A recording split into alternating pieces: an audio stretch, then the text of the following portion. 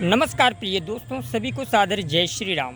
आज मैं आपको जन्म पत्रिका के 12 भावों के बारे में परिचित कराऊंगा।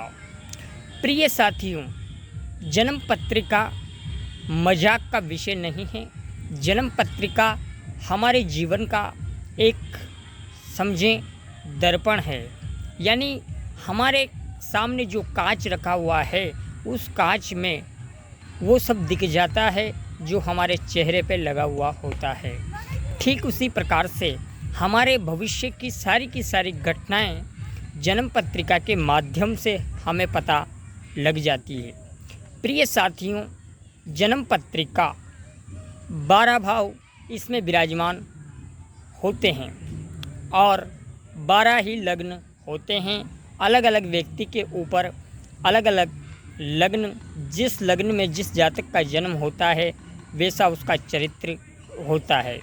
प्रिय साथियों, जैसा कि आपको पता है, ये जो जन्म पत्रिका आपको स्क्रीन पर नज़र आ रही है ये मेष लग्न की है। अब आपका लग्न कोई भी हो सकता है, परंतु याद रहें भाव 12 ही रहेंगे। अब आपको लग्न से परिचित कराता हुआ द्वादश तक लेकर चलूँगा। प्रिय साथियों, कार्यक्रम को प्रारंभ करें उससे पूर्व भगवान श्री गणेश को प्रणाम करते हैं और स्वयं ठाकुर जी को भी प्रणाम करते हुए कार्यक्रम की शुरुआत करते हैं। प्रिय दोस्तों, जन्म पत्रिका में 12 भावों में नवग्रह विराजमान होते हैं। किसी व्यक्ति की पत्रिका में ग्रह युति के साथ विराजमान होते हैं, किसी व्यक्ति की कुंडली में ग्रह अकेले विराजमान होते हैं। सभी ग्रहों का अलग अलग प्रभाव होता है, सभी की कुंडली में अलग अलग फलित होता है। प्रिय साथियों, सबसे पहले आपको जहां 1 नंबर लिखा हुआ है मेष लग्न की ये कुंडली है और मैं यहीं से शुरुआत करता हूं, क्योंकि काल पुरुष की कुंडली भी मेष लग्न से ही प्रारंभ होती है। तो प्रिय दोस्तों, मेष लग्न जो लग्न है, इस लग्न से हम हमारे व्यक्तित्व के बारे में चर्चा करेंगे, हमारे चेहरे के बारे में चर्चा करेंगे। द्वितीय भाव जो है हमारी वाणी का भाव है, इससे हम कुटुंब के बारे में भी चर्चा करेंगे। मैं हमेशा कहता हूँ एक भाव से एक बात नहीं कही जा सकती, एक भाव से कई सारी चर्चाएं करते हैं, जो कि मैं आपको बिल्कुल छोटे भाषा में समझा रहा हूँ। द्वितीय भाव हमारे कुटुंब का है, हमारी वाणी का है, हमारे खान पान का है। इसके बाद तीसरे घर की अगर हम चर्चा करें, तीसरा घर हमारे पराक्रम का है, शौर्य का है, भाई बंधुओं का है, छोटे भाइयों का है।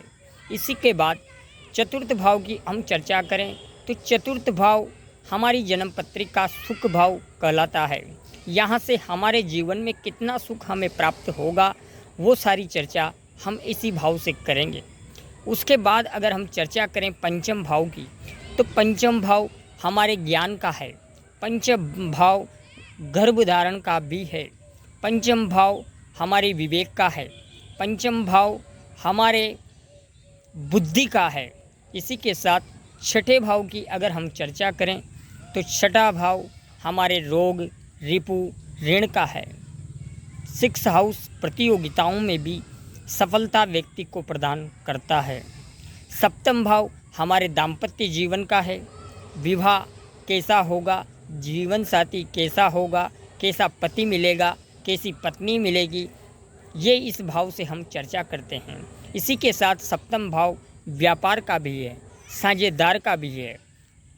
सप्तम भाव लगन से ठीक 7वां घर होता है, इसीलिए इसे हम पत्नी का स्थान या पति का स्थान भी कहते हैं। जैसा कि मैंने पूर्व में बताया था, चतुर्थ स्थान जो सुख भाव है वो माता का स्थान भी है। माता का सुख कितना मिलेगा, कितना नहीं मिलेगा, वो यहीं से पता लगेगा।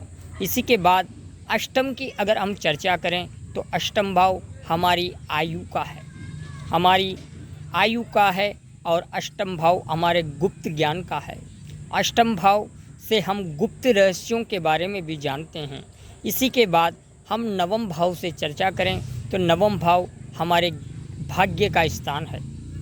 कई लोग इसे पिता का स्थान भी समझते हैं, किंतु सबसे ज़्यादा इसका महत्व भाग्य भाव है। उसके बाद जब हम दसम घर की चर्चा करेंगे तो 10वां घर हमारी कुंडली का राज सुख का कारक है। राज सुख यहीं से देखा जाता है। दसम भाव हमारे कर्म का है, कर्म क्षेत्र का है। यहाँ से कैसा कर्म जातक जाति का करेगी वो हम इस भाव से चर्चा करते हैं।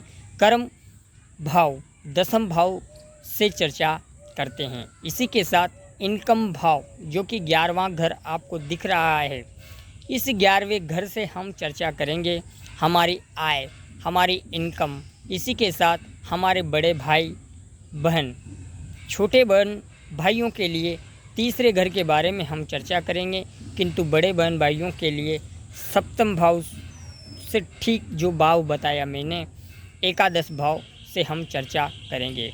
उसके बाद जो अंतिम पड़ाव पर भाव है वो है द्वादश भाव।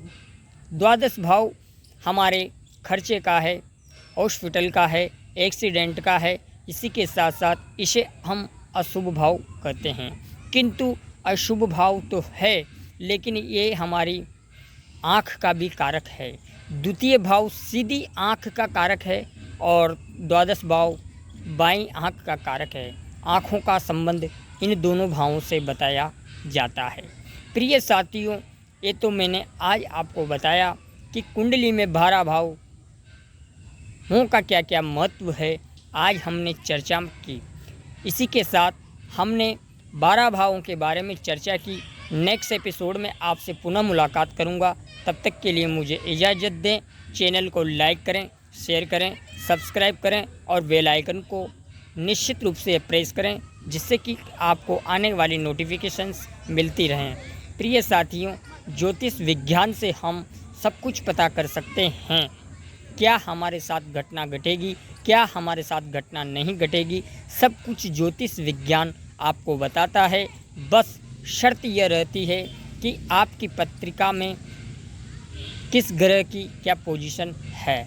इसी के साथ मुझे इजाज़त दें। मेरे चैनल को पुनः यही कहूँगा, लाइक शेयर सब्सक्राइब करें। धन्यवाद। जय श्री राम।